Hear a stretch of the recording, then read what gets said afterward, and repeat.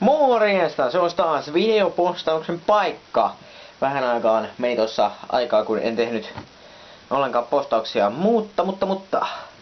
Eli back to business. Nyt on keskiviikko ja minulla on nyt YK-kirjoitukset ohi. Historiaa, no, se meni ihan päin persettä. Mä sain vastattua kumpaakin jokeriin, mutta mä en jaksanut enää yhtään mitään. Pari eessä tämmösiä tynkävastauksia. Mä en vastannut kuin 5 kysymykseen.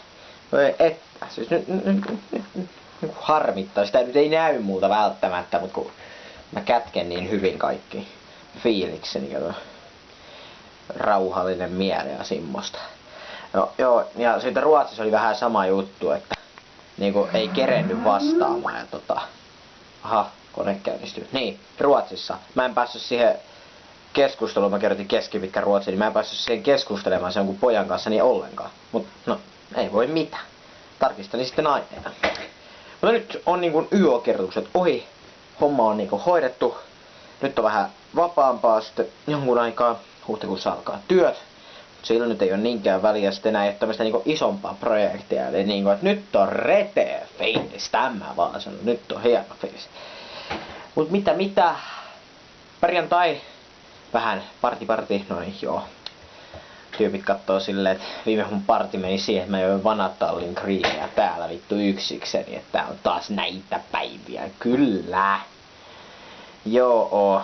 Mutta ei, siis nyt on niin tosiaan sukujuhlat tulossa ja käydään kavereiden kanssa vähän kaupungilla kääntymässä. Ja ensi viikolla olisi pieni matkan tynkä tiedossa. Siitä sitten ehkä myöhemmin lisää. Jos. Aivan.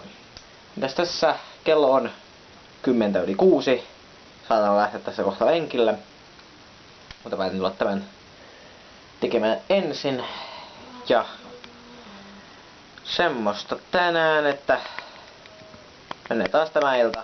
Muuten sitten, kuten normaalistikin koneella ja Skype-keskustelua, Messenger-keskustelua, Facebookkaamista, tämmöistä ihan perusjuttua. Ja huomenna voi sitten niinku aloittaa varsinaisen lomailun. Joo. Ei se sen kummempia. Morjens.